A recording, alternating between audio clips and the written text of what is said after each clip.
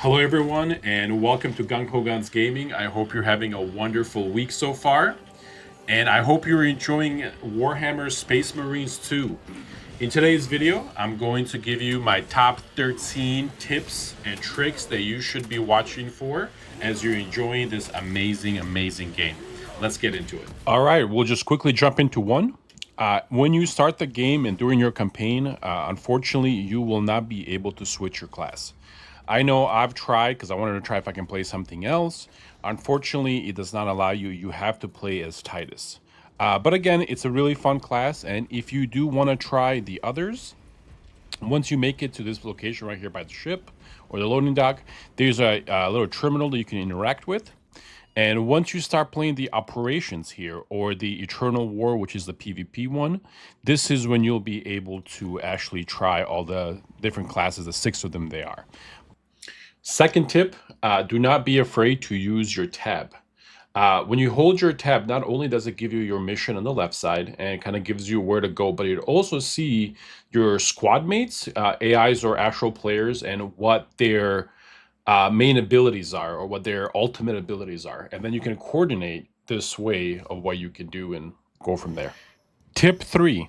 As you are on your missions and exploring, you will find these ammo boxes. On top of that, you will find the Stim med packs as well, the heals. Make sure to always take those, especially if you're solo playing. However, if you are playing with a group, for example, a couple of your friends, make sure they pick up the ammo if they need it. You guys talk about it, especially the stims for healing, because there's no way to trade those as of yet. So whoever needs the heal and they're out, have them be the one to pick it up. And you just walk over and you'll be able to pick up the primary ammo and so forth. All right, for the next tip, always check the side areas like so over here. Especially like this, you're going to find a bunch of different weapons to choose from, bunch of different ammo like so. And on top of that, you're going to find these things called data slates. It's like a little lore object that you can listen to, for the story and stuff. On top of that is a really good one, like this, for example, right here is awesome. I'm taking the auto rifle. So when you are doing the campaign, these will not be in here, but when you're doing the co-op, you're actually going to find weapon upgrades and materials for it, from gray, green, purple, and eventually, the gold stuff or relics as you upgrade your main weapons. This is how you would find it. So just make sure that you always check the side areas, and in the end, it's going to save you a lot of trouble. All right, and for the next tips, these are going to be combat related. So as we go, the very first one, and I'm going to show you what to look for as we kind of get there. All right, the very first one is Parry. As you see, it has like a cyan blue from the enemy. That means you can parry this person or counter. And there's a lot of things that you can do with the counter. One of the things that it gives you is iframes. And in the counter animation, you are 100% immune to damage. That's one. Two, it gives you tons of your armor back. For example, on the harder modes, you get one of your armor bars back. On the easier modes, you actually get 3 bars back. And on top of that, when you are doing this, you can actually use your pistol for more damage. So let's go ahead and continue the play so you kind of see how that would work. Also, just because it does not show the scion, you can still parry or counter any of the melee strikes. So don't be afraid to, use that as well as you go from there. All right, and the next one you see right here is by the red circle around the enemy. This is the dodge. This is the game indicating to you that the enemy is about to hit you really hard and you should consider dodging. You will do that by hitting the space bar, and you would get the hell out of there before you take a Thunderdome to the face.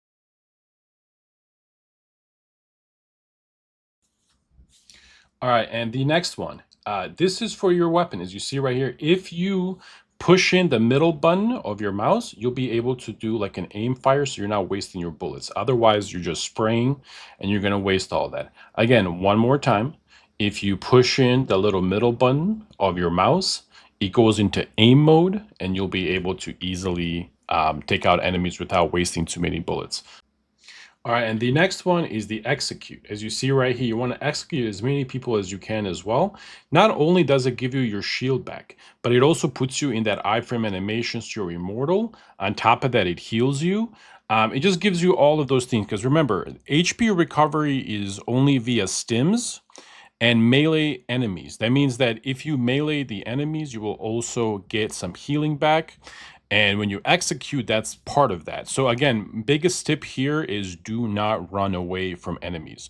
Get in the tick of it, start meleeing those enemies, execute anybody, and try to use your dodge and your parry as much as you can. And it's gonna turn your game into easy. All right, I have two more tips for you. The first one, or the one of the last two, is my favorite combo with this chain sword, and that is heavy, small, heavy, small, heavy.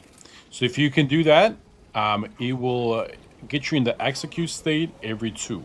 So,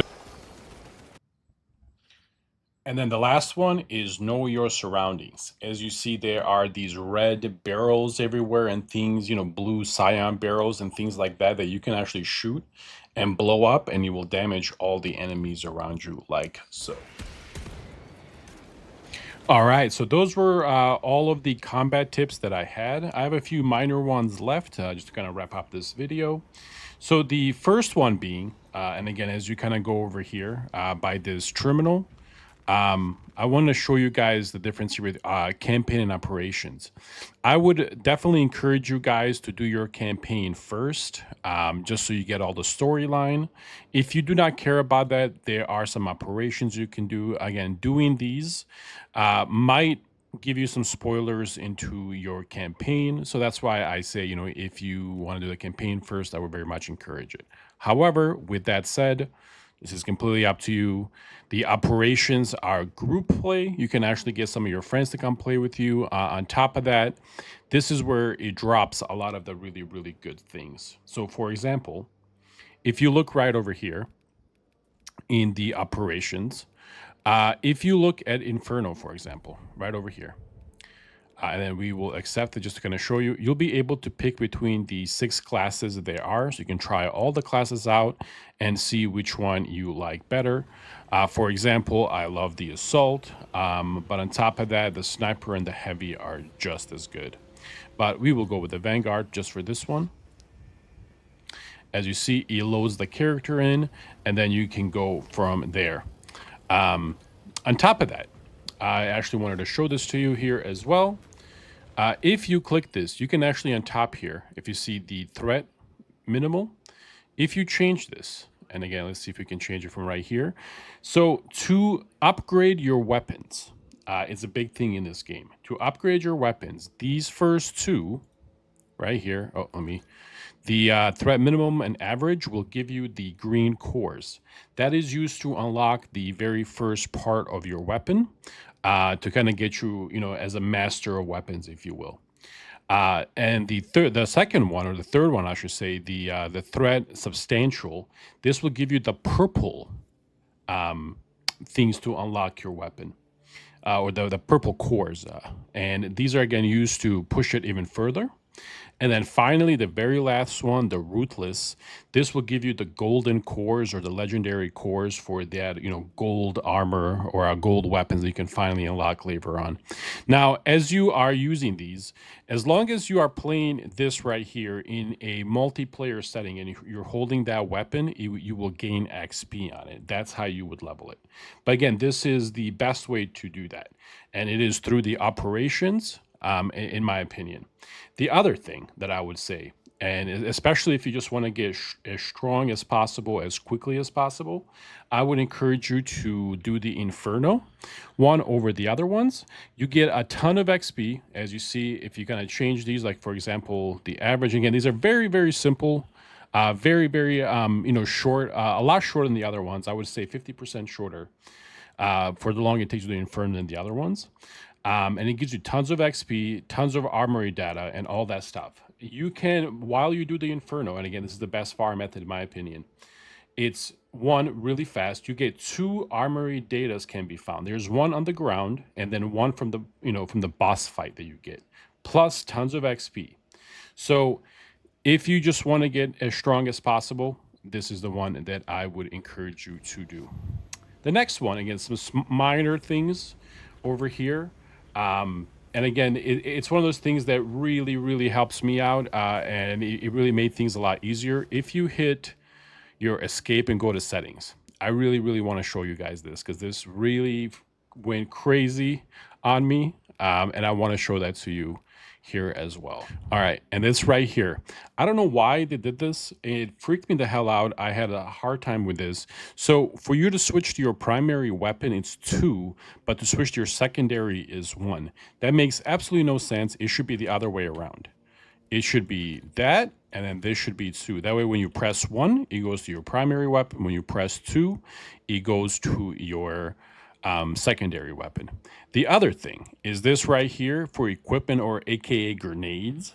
It normally gives you G. I have accidentally hit F.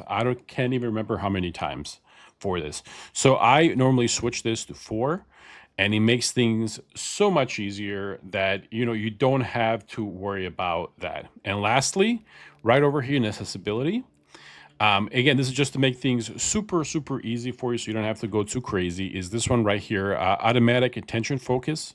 I normally have this on. The reason for that is so you don't have to keep pressing T, to pay attention to like the bigger enemies.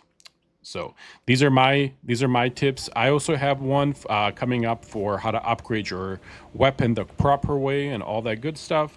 But for now, if you pay attention to these tips and things to know, you're going to have a great start in this game. And guys and gals, I have to tell you, this is an amazing, amazing game. I have played it nonstop since it came out. I am telling you, this is going to be a contender for Game of the Year. Anyway, thank you guys very much for watching, and I'll see you in the next one. And enjoy the game, folks.